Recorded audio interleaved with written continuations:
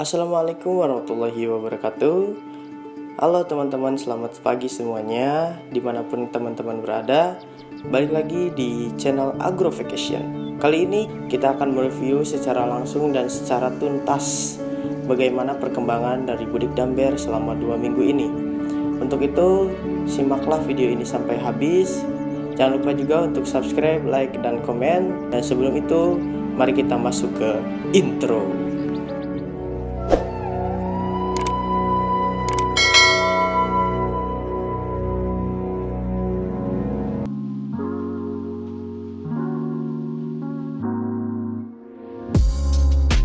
Nah, kali ini saya akan mereview ya keberlangsungan Budik Damber selama 2 minggu. Nah, ini Budik Damber ini tepat hari ini itu 14 hari atau 2 minggu dari Budik Damber ya, dan terlihat seperti saat ini kangkungnya sudah terlihat tinggi ya, meninggi, dan ikan-ikannya juga di dalam sudah mulai membesar seperti itu. Budik Damber atau budidaya ikan dalam ember ini diperkenalkan oleh seorang dosen Politeknik Negeri Lampung, yaitu Bapak Juli Nur Sandi ya, SPI MPI. Nah, beliau menggagas Budik Damber ini untuk ketahanan pangan, untuk solusi ketahanan pangan ketika masa pandemi saat ini. Nah, Budik Damber ini selain bisa menanam ikan dan juga kangkung ya, ikan-ikan yang bisa ditanam, bisa diternak di dalam ember ini diantaranya yaitu ikan lele, ikan patin, ikan gabus, ikan nila, dan lain sebagainya. Nah, tapi untuk saat ini, saya saat ini Budik Damber ini isinya itu ikan lele, karena ikan lele termasuk budidaya yang sangat mudah ya, hanya memanage airnya saja, dan itu sudah bisa membuat lele semakin besar seperti itu. Review selama 2 minggu ya, saya Budik Damber menanam lele dan ikan dan kangkung. Angka kematian yaitu sebanyak 8 ekor ya, sebanyak 8 ekor dari total 110 ekor. Dan di dalam ember ini ada 70 ekor. Tadinya ada 110 ekor, namun saya pindahkan, saya sortir sebagian ke dalam ember yang lebih kecil, yang di sana yang lebih kecil, dan di sini hanya ada 70 ekor seperti itu. Dan ketika sudah saya sortir di sini 70 ekor, tidak ada kematian satupun dari setelah saya sortir seperti itu. Dengan demikian ember yang saya isi 70 ekor ini itu sangat cukup ya, dan tidak melebihi kapasitas tebar, dan juga lele yang ada di dalam ember ini tidak berdesak-desakan seperti itu, sehingga tidak menghambat laju pertumbuhan si lele. Untuk Budik Damber sendiri itu sangat mudah sekali. Kita hanya butuh beberapa alat seperti ember ya, terus aqua gelas plastik, terus benih kangkung, benih lele, keran, dan air. Hanya cukup seperti itu, dan harganya juga sangat murah, hanya bermodalkan 120.000, kurang lebih 120.000 saya sudah bisa menanam kangkung dan juga membesarkan lele seperti itu. Dan juga dengan lele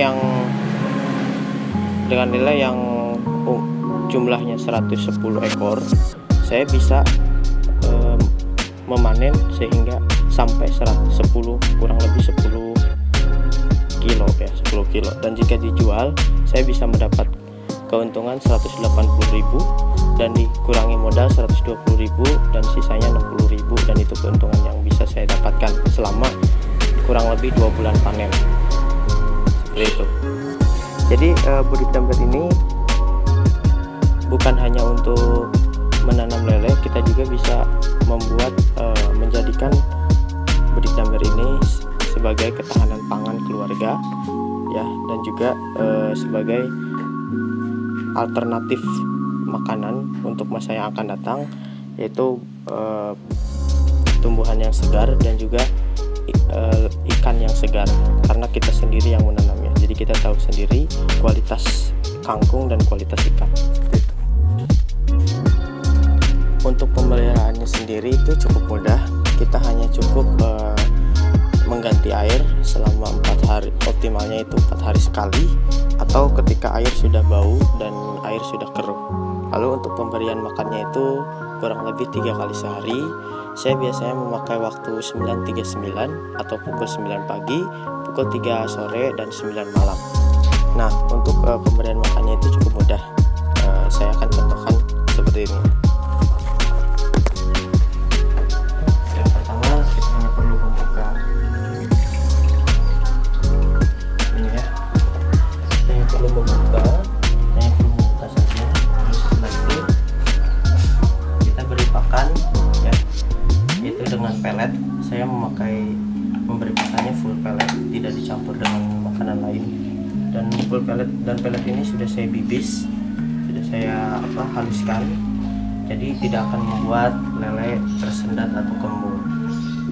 Pemberian makannya itu cukup mudah, kita hanya perlu memakai sendok ya. Oke, tinggal taburkan saja, dan kita lihat respon lele itu seperti ini. Jadi pemberian makan itu kita melihat dari respon lele. Jika lele masih merespon, itu tandanya kita masih harus memberikan pakan ya. Tapi kalau misalnya lelenya sudah tidak ada respon, maka pemberian pakan itu dicukupkan, dan lele sudah ditandai dengan tidak ada responnya, berarti lele sudah kenyang, seperti itu. Nah, kita kasih lagi kurang lebih 3 sendok makan ya, tapi dikira-kira juga, pakai feeling teman-teman. Seperti itu. Setelah pemberian makan, langkah selanjutnya kita tutup kembali dan kita biarkan dan menunggu 6 jam berikutnya, dan kita akan makan kembali seperti tadi. Setelah pemberian makan selesai, lalu pengecekan ikan juga oke, maka kita biarkan dan kita tunggu sampai air keruh atau air terasa bau ya. Air sudah bau, maka kita harus mengganti air 50% ya, 50% dari total air, dan kita ganti dengan air yang baru dan ditambah dengan probiotik 1 tutup botol, seperti itu ya. Mungkin ini saja review yang bisa saya beri, saya sampaikan selama 2 minggu ini, dan alhamdulillah ikan sudah sangat lumayan besar, dan pertumbuhan kangkung juga semakin oke. Maka ini recommended sekali ya untuk teman-teman yang